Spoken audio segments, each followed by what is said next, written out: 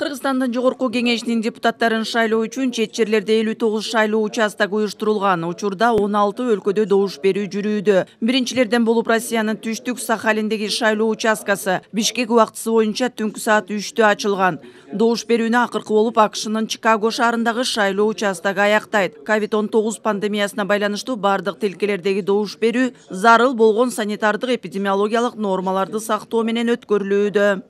Мурдакы парламенттик шайлоого салыштырмалуу добуш берүүчүлөрдүн тизмеси, биздин жарандарыбыздын тизмеси 2,5 эсеге өстү.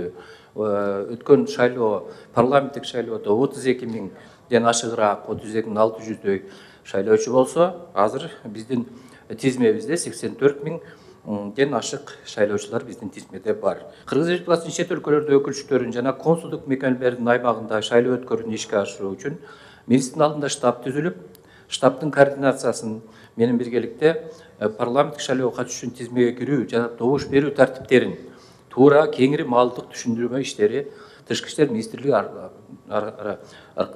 жүргүзүлдү.